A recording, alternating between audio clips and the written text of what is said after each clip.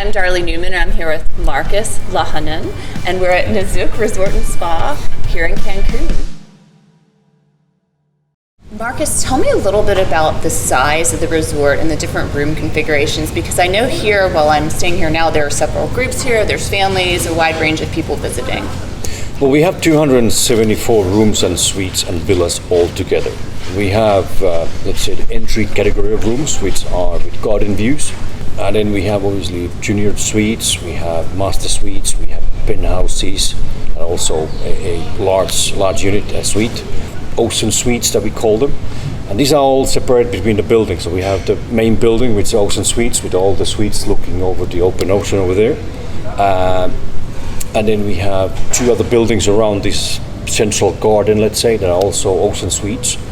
And then we have those 4 residential towers where you have the entry category, you have the junior suites, you have the master suites. So there's a large variety of products to choose from.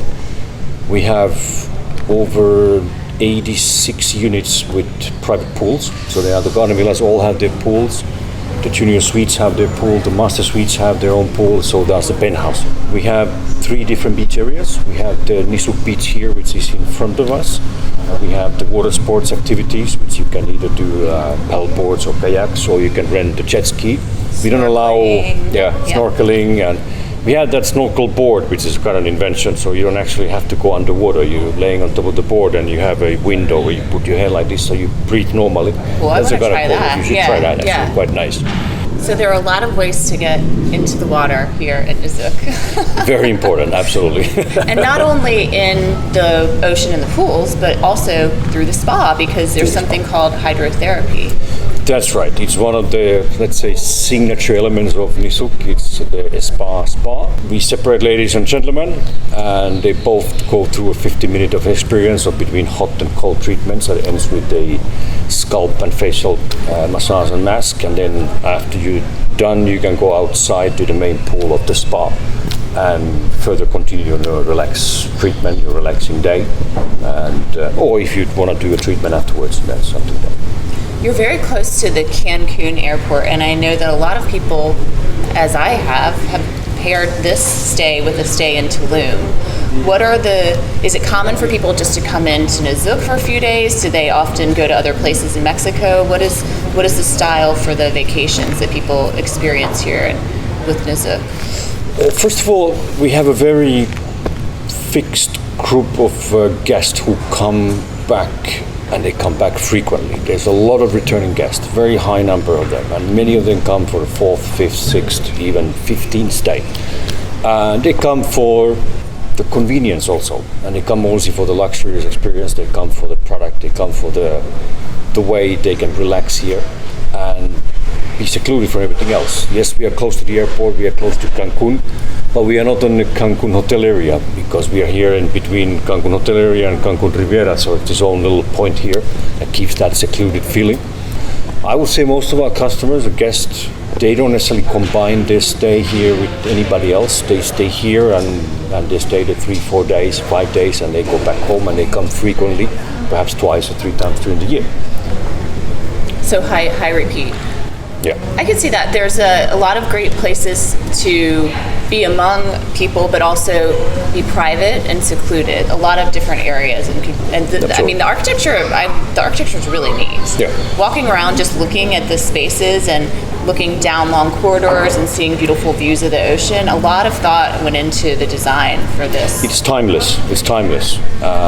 Using a lot of natural elements, wood, stone, it gives you that timeless feeling.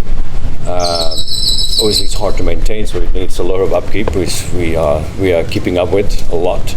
And then we also have many evenings of the week. We have Cuban music duo there that do the entertainment. We have a gentleman who rolls cigars there to get a little bit of that touch of that elegance and the feel of the Havana original.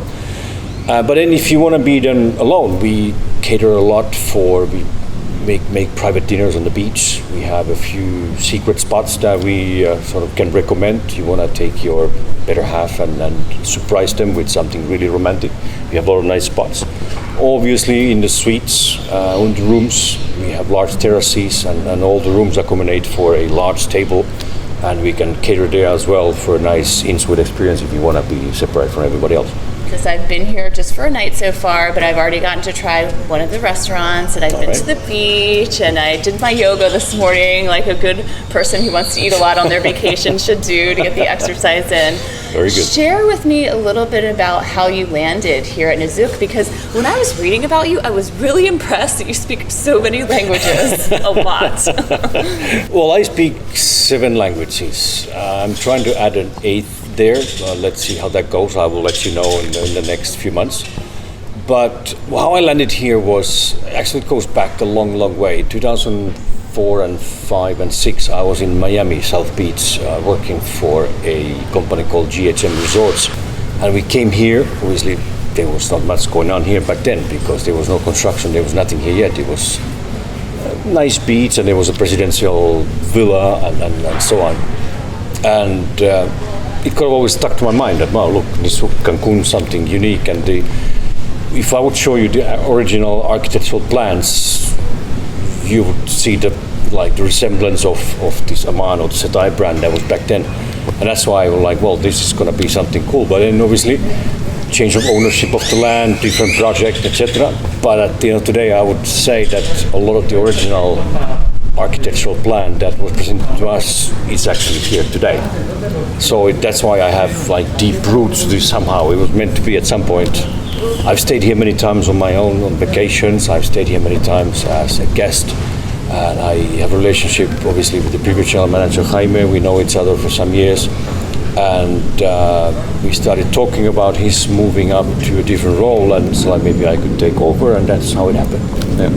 This morning I woke up and I had to have my espresso, my coffee, and there was a great coffee maker there in the room, and I've noticed a lot of little amenities and touches. What are some things that you would point out that set NIZUC apart from an amenity standpoint?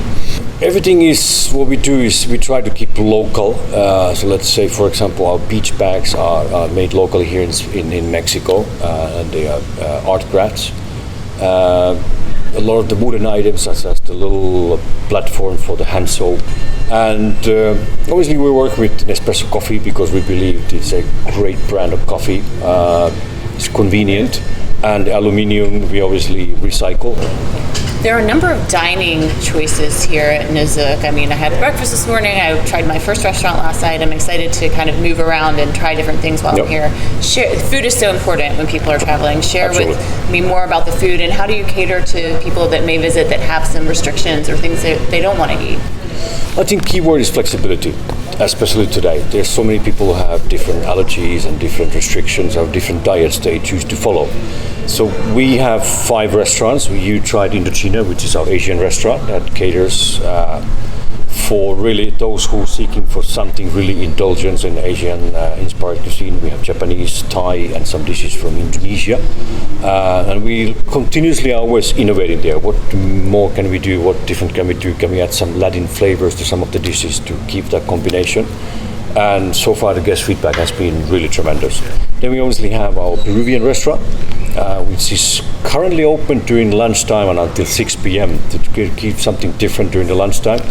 Because yes, we are Mexican, many customers come and they're like, we would like to have tacos, we would like to have enchiladas, etc., which we of course have through our snack bar and through our main kitchen, but we want to offer something different that our competitors won't have, which is the Peruvian cuisine.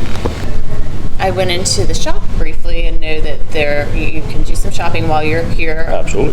But what else would you recommend for people that are coming to stay at NIZUC? A lot of people, I would imagine, do not leave the resort. But if they do, what do they do around Cancun? I think I would say 1 out of maybe 5 guests will go out. They might have one dinner outside, or they may go out to see one of the Mayan ruins. They might go eat, or if they have children, they might go one of the water parks. They might go one of those boat tours. There are catamarans, there are speedboats, there are sunset cruises that you can do, and a lot of families do that to get sort of a moment away and do some nice photos and have a family moment. That's something that we will definitely recommend, and many people do that.